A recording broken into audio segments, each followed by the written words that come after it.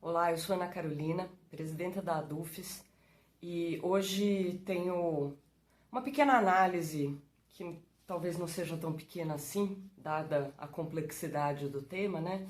Mas alguns pontos que a gente quer conversar e trazer para vocês a respeito da segunda edição, da segunda versão do plano de contingência apresentado pela UFES. Essa notícia foi veiculada no dia 10 de julho e ela dá conta de atualizar o plano de contingência segundo as contribuições dos centros de ensino que foram enviadas no dia 26 de junho. O prazo foi finalizado no dia 26 de junho. Bom, primeiro que aparece, né, que as entidades colaboraram com sugestões. E aí aparece a ADUFES, o coletivo Tais em Luta, Comitê de Educação do Campo do Espírito Santo, Diretório Central dos Estudantes, Sindicato dos Trabalhadores da UFES, o Sintufes. Não está bem dito onde que essas entidades colaboraram, se foi nessa edição, se foi em algum outro momento, quando a gente fazia parte do próprio GT que fez essa atualização. Então, no que se refere à ADUFES, a gente não se sente contemplado em dizer que a gente colaborou. Parece, o entendimento que dá, uma vez que não explica muito bem isso, parece que a gente fez isso nessa edição. E nessa edição nós não tivemos nenhuma contribuição. Logo lá nas considerações iniciais do documento, fala justamente sobre a história do GT, a primeira portaria que ele teve, quem eram os membros. E aí não diz, quando cita o nome dos técnicos administrativos, dos estudantes e de docentes que representavam as entidades, não faz referência às entidades, né? Então parece que a Ana Carolina, que está lá citada no GT, estava lá como docente, quando na verdade estava lá como representante do sindicato, participando da primeira etapa do GT, destinada à elaboração das enquetes. Foi a essa tarefa que o nosso sindicato considerou importante se dedicar e participar. Depois, aí o texto continua e fala das mudanças no GT. Então, uma pessoa que estava na presidência da Comissão de Legislação e Normas passa a pró-reitora de graduação e, por causa disso, então, tem uma mudança na forma de representação dentro da gestão. Enfim, tem a inclusão do CEP, que passa a compor o GT. Aí fala do fim do mandato de uma das conselheiras do CEP e que, portanto, levou à substituição, mas não fala da saída das entidades, não diz que as entidades se retiraram do GT. Lá na página 9, página 10, tem um texto bastante interessante que fala justamente sobre o envio da primeira versão dos planos de biossegurança e contingência e fala que, nesse sentido, isso proporcionou a criação no interior das unidades acadêmicas de movimentos de diálogo, ampliando e aproximando o GT da comunidade universitária, que deu autonomia aos centros para propor, criticar, posicionar. A gente acha realmente que houve esse movimento no interior dos centros. Entretanto, como a gente vai tentar destacar aqui em alguns pontos, é uma falácia dizer que isso promoveu um diálogo entre o GT e a comunidade acadêmica, porque os centros de ensino, primeiro, tinham 15 dias apenas para fazer a análise. Em própria notícia da UFES, esse prazo foi estendido para 30 dias por demanda dos centros. Os centros enviaram as suas contribuições e aí sai o resultado do plano de contingência, segunda versão. Não teve, portanto, um diálogo. Teve um documento que foi enviado para o GT e que o GT administrou esses documentos que foram mandados. Lá na página 36 do documento é falado da fase 0, elaboração do plano de contingência e preparação. E aí, na fase 0 de elaboração do plano de contingência e preparação, fala sobre replanejamento do calendário acadêmico, que não foi feito até hoje, fala sobre retomar as atividades de ensino voltadas aos alunos finalistas, aprovar resolução que flexibiliza normas acadêmicas para o ano letivo de 2020, dar início à política de capacitação docente de ferramentas de ensino remoto. E aí eu quero destacar, primeiro, que isso não foi feito. Segundo, que não era mesmo para ser feito, porque era a fase 0. A gente ainda não estava nem na fase de discussão disso com os centros de ensino. Então, esse tipo de afirmação atesta que já na fase 0 havia providências em direção ao ensino remoto, mesmo que ele ainda não tivesse sequer sido apresentado para debate nos centros de ensino. Na página 37 tem a fase 1, e aí ela fala que, o documento fala que essa fase 1, o parâmetro de transição da 0 para 1 é a aprovação do plano de contingência. Aprovação em qual instância? Nos conselhos superiores? Aprovação significa ter recebido as contribuições dos centros de ensino? Não deu para entender muito bem. E aí, mediante o normativo dos órgãos competentes, manter suspensão das atividades presenciais, implementando o modelo de ensino-aprendizagem remoto temporário e emergencial. Então, isso é fase 1. De novo, resultado do trabalho do GT já virou etapa de implementação da fase 1 e, portanto, do ensino remoto temporário e emergencial. E aí cita também a continuidade da política de capacitação docente para as ferramentas de ensino remoto, que sequer foram decididas e já estão previstas como continuidade, uma vez que elas estavam lá desde a fase 0. Então, isso só confirma que já estava tudo muito bem decidido e encaminhado, apesar de uma suposta escuta à comunidade acadêmica.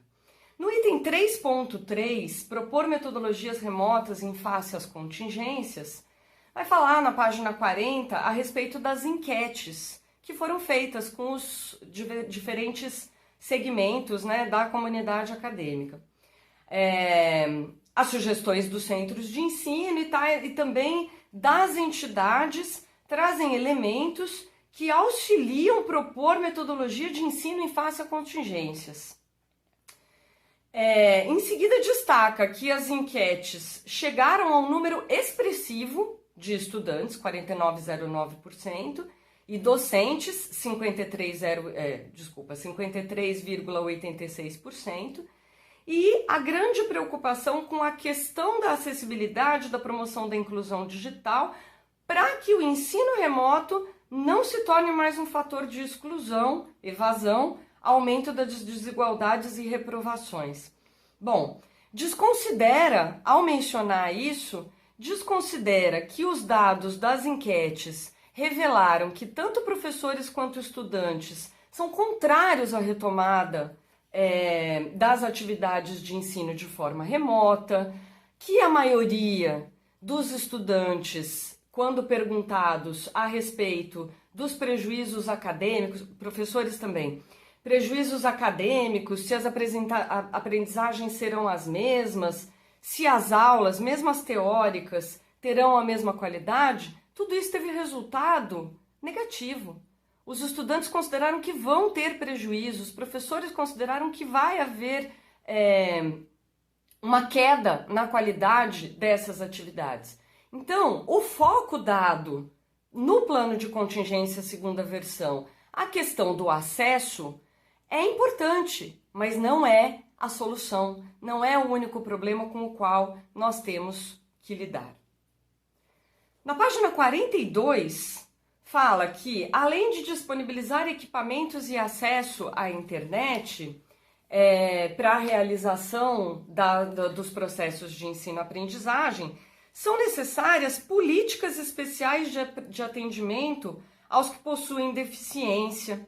A UFES já pensou como é que ela vai fazer isso? Porque aqui no documento só está escrito que é preciso pensar. Mas já está bastante avançado o processo de implantação. Então, onde está o estudo em relação a como que isso vai ser realizado? Continua. Os documentos dos centros sublinham ainda que os negros e índios têm sido os mais afetados pela pandemia e por isso para esses grupos também são necessárias políticas específicas de acompanhamento que garantam permanência na UFES. A UFES já pensou como é que vai fazer isso? Ela já tem um estudo e uma proposta para apresentar para fazer isso? E é importante destacar que tudo isso está em andamento com uma sessão do CEP, em conjunto com o Conselho Universitário, agendada para amanhã, 14 de julho, e que a gente não tem ainda esse tipo de informação para poder analisar e, de fato, pensar coletivamente a respeito do assunto. Com relação à licenciatura da Educação do Campo, aparece a questão das diversas dificuldades dos estudantes, em especial para as aulas remotas, e aí sugere o plano de contingência que a administração central, juntamente com a SEAD, disponibilize os polos localizados nas diferentes partes do estado para acesso a essas aulas. Isso foi submetido às licenciaturas em Educação do Campo? Qual é a estratégia, qual é o plano estratégico para a realização disso que está sendo sugerido? Tem uma proposta? As licenciaturas foram consultadas, as licenciaturas em Educação do Campo foram consultadas a respeito de uma possível proposta? Bom, página 43 vai falar sobre a autonomia dos departamentos e colegiados, dizendo que um eixo importante, oriundo das proposições dos centros, se refere à autonomia dos departamentos e colegiados quanto à escolha dos meios que serão utilizados nas atividades mediadas por disciplinas, por tecnologias. Só autonomia para qual ferramenta você vai utilizar, né? E aí continua. Em síntese, o retorno das aulas dos cursos de graduação e pós-graduação de forma remota precisa, na perspectiva dos centros de ensino, ser planejada, ter ampla divulgação, com previsão de tempo para adequação dos planos de ensino e ocorrer somente quando houver a garantia de acesso de todos os estudantes ao ensino remoto emergencial.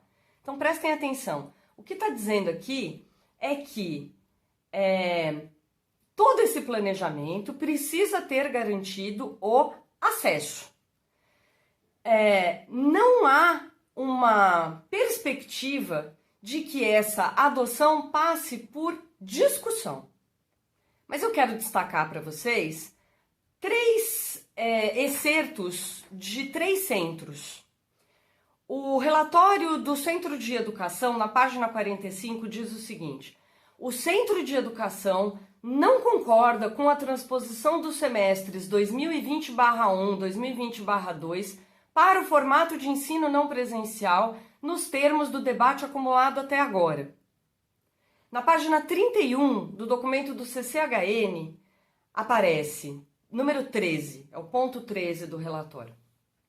A escassez de tempo para discussão sobre o assunto e também para a sua implementação foi um ponto apontado por eles como uma fragilidade que precisa ser revista.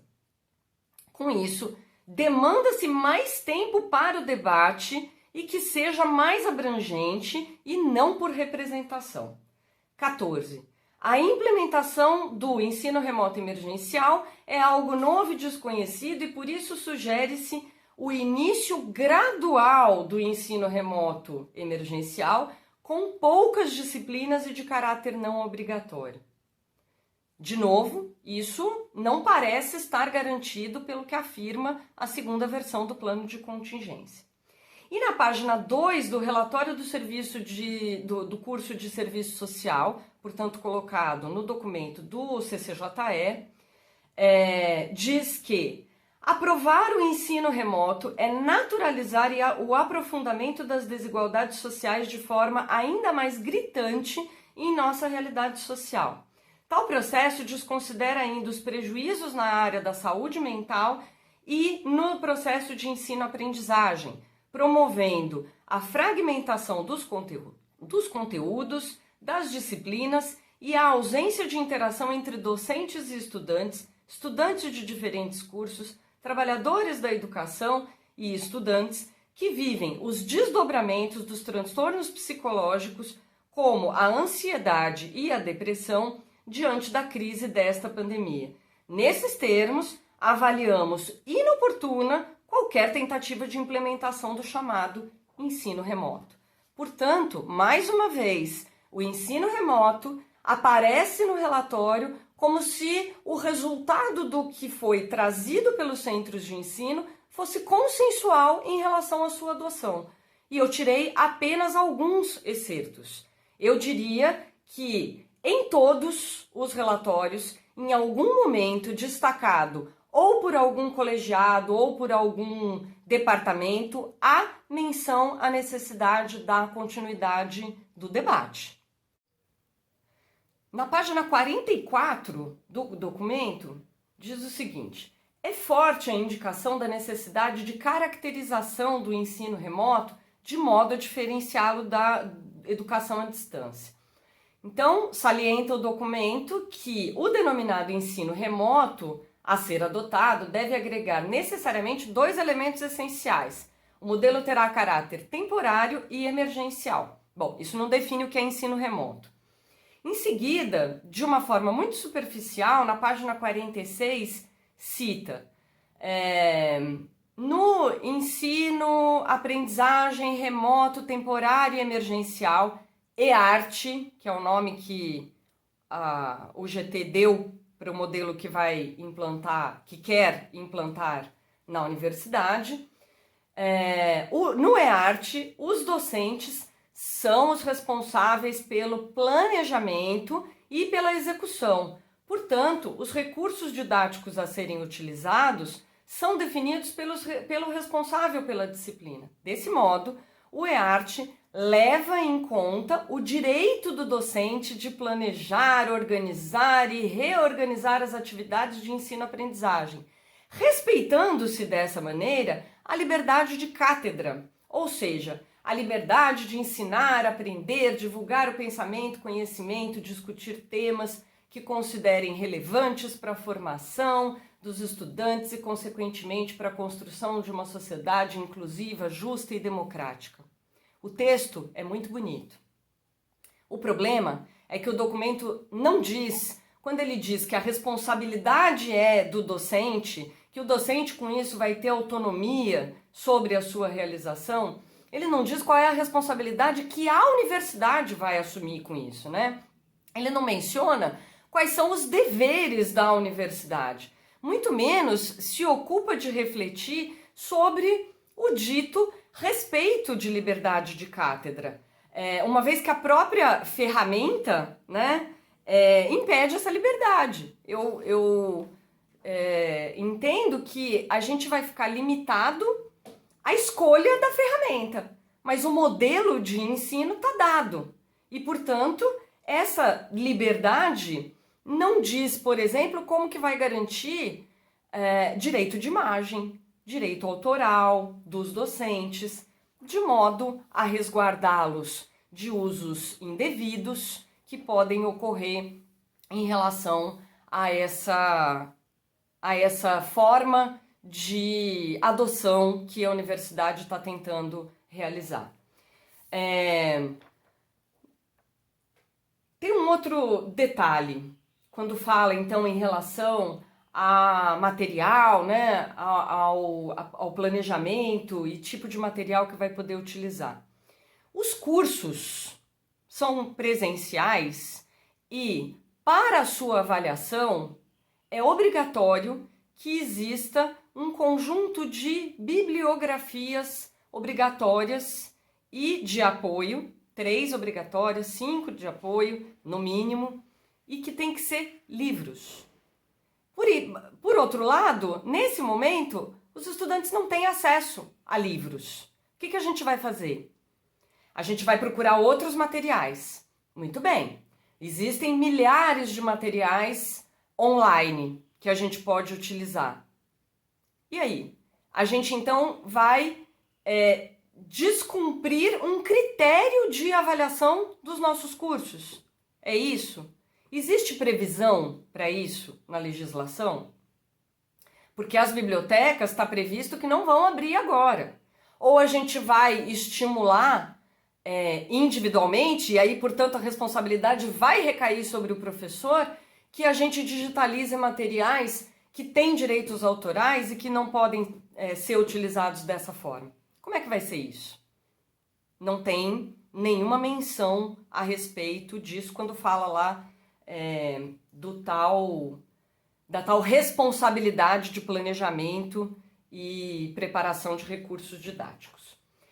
Na página 50 do documento, diz que é necessário ressaltar que, para a admissão do EART, o tal ensino-aprendizagem remoto, temporário, emergencial, e do ensino híbrido, que é uma mistura entre presencial e remoto, uma fase posterior, a formação é um elemento central. Nesse caso, pensando em ações de formação continuada, a UFES poderá contar com a experiência dos conhecimentos dos próprios docentes que trabalham com tecnologias, bem como com estudantes de áreas específicas como engenharia da computação, ciência da computação, ou que tenham conhecimento técnico para atuar em apoio aos professores no uso das ferramentas online.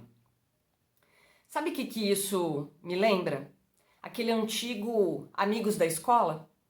Você desqualifica completamente a necessidade de uma instrumentalização e de condições adequadas de realização do trabalho. Então, a gente vai se virar com os colegas que vão ter essa possibilidade de nos ajudar. Não há, portanto, um planejamento sistemático daquilo que vai ocorrer e como vai ocorrer. Quem vai dar esse apoio? Qual será a forma de estrutura disso? E aí é importante que os colegas também tomem conhecimento das anotações feitas pelo Departamento de Comunicação, por exemplo, que alertam que é um departamento que já está sobrecarregado e que não vai, no caso desse tipo de circunstância, poder atender às demandas, por ser um departamento de comunicação, demandas que venham a respeito dessa necessidade de um novo modelo, né? E eu imagino que, com muito boa vontade, os colegas podem nos ajudar, mas isso não resolve o problema. Se nós queremos aderir a isso, e falta debate para decidir se nós queremos aderir, mas se nós queremos aderir a isso, a universidade precisa oferecer as condições para isso. Não é com um amigo da universidade que nós vamos resolver esse problema. Não é com a improvisação, e é por isso que nós temos nos colocado frontalmente contra o ensino remoto. Porque é uma improvisação. O ensino remoto é um arremedo, é um puxadinho de qualquer forma qualificada de ensino que se queira realizar.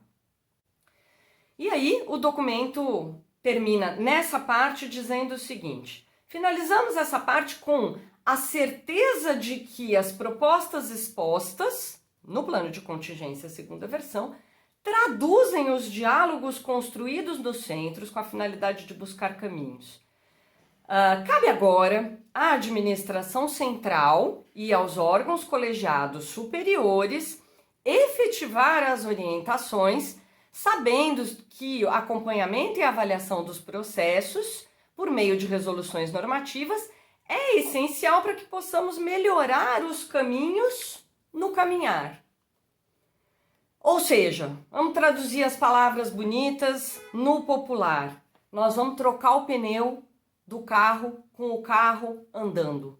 Mesmo que isso signifique que nós vamos massacrar algumas mãos enquanto a roda do carro estiver girando, porque a gente não fez o adequado planejamento para isso e não deu a devida garantia e possibilidade de universalização, não só do acesso, mas da qualificação dos conteúdos, das práticas dos cursos, das convivências dos cursos, das relações presenciais que se estabelecem e que, de fato, produzem uma formação ampliada de estudantes. Página 74, e eu já estou acabando. Sobre formas de reorganização das atividades administrativas em face das contingências. Se, por um lado, o trabalho remoto possui o condão de mitigar a exposição de nossa força de trabalho à infecção pelo novo coronavírus, por outro, evidentemente, coloca desafios, tais como acesso a equipamentos, conexão, internet, ergonomia, acúmulo de tarefas domésticas, acompanhamento de filhos, idosos. Muito bem, então reconhecendo, portanto, que tudo isso está acontecendo.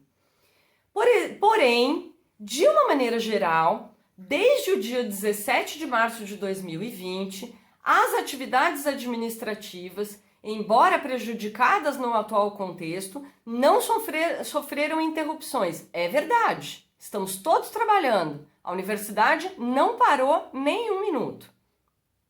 O que se explica pela grande dedicação do nosso corpo técnico e também pela existência de ferramentas institucionais que possibilitaram o trabalho remoto, o que atesta a viabilidade dessa forma de organização do trabalho administrativo nas distintas fases do plano de contingência.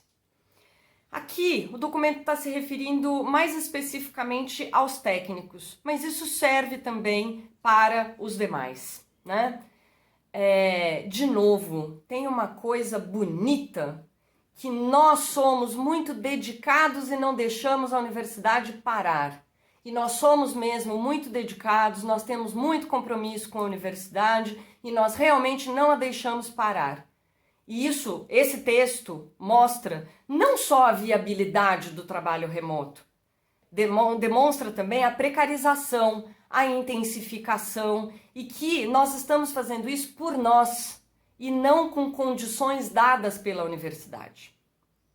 Na página 75, o documento vai dizer: recomenda-se a reconversão, empréstimo, dos equipamentos, está falando dos técnicos em especial, e a mesma prática deve ser realizada, caso necessário, em relação ao mobiliário, igualando-se nesse quesito as condições de realização do trabalho remoto às condições outrora existentes no trabalho presencial. Não são as mesmas condições que precisam ser garantidas e não são só para os técnicos. Por que não são as mesmas condições? Porque o trabalho remoto modifica o número de horas, o tipo de esforço, o tipo de atividade, a forma de realização das nossas atividades. Então não é simplesmente emprestar cadeira, computador, mesa para eu levar para casa e fazer o meu trabalho como eu fazia presencialmente na universidade. Porque o modo de realização do trabalho está diferente agora. Além disso, diz o documento, recomenda-se que a Progep, com auxílio dos centros de ensino, organize oficinas de ginástica laboral, postura adequada, ou mesmo de melhor organização e montagem do espaço de trabalho em casa. Recomenda-se. Sugere-se ainda a existência de intervalos a cada hora de trabalho desenvolvida remotamente. Sugere-se, recomenda-se. Ora, o trabalho remoto, ele precisa sim de uma nova aprendizagem para quem está nessa modalidade de trabalho, tanto técnicos quanto estudantes que vão ter que se submeter a isso se o ensino remoto for aprovado e que já estão submetidos a isso quando estão realizando as suas atividades de pesquisa e extensão que continuam sendo desenvolvidas. postura adequada, tudo isso não perdeu a validade. É importante. Isso pode ser recomendação, mas não basta ser recomendação. A UFES precisa determinar. Não se trata apenas de oficinas. As condições precisam ser garantidas pela universidade, não apenas indicadas. No caso dos estudantes, isso se agrava ainda mais, porque professores e técnicos podem reivindicar isso, e reivindicaremos como sindicato, que as condições de trabalho estejam garantidas para os nossos servidores. Mas e os estudantes? Alguém está levando em conta nisso aqui, em especial na adoção do ensino remoto, que os estudantes estão nas suas casas com as suas vidas alteradas e sem as condições adequadas para isso?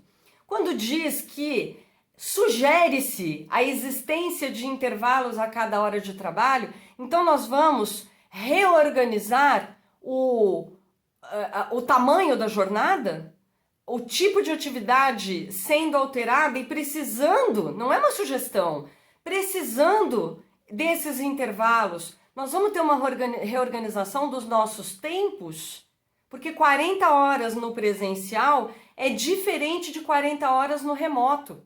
E é por isso que nós estamos todos exaustos, exauridos, adoecidos por conta das jornadas que têm sido praticadas no trabalho remoto, porque não há nenhuma normativa que faça essa alteração por enquanto.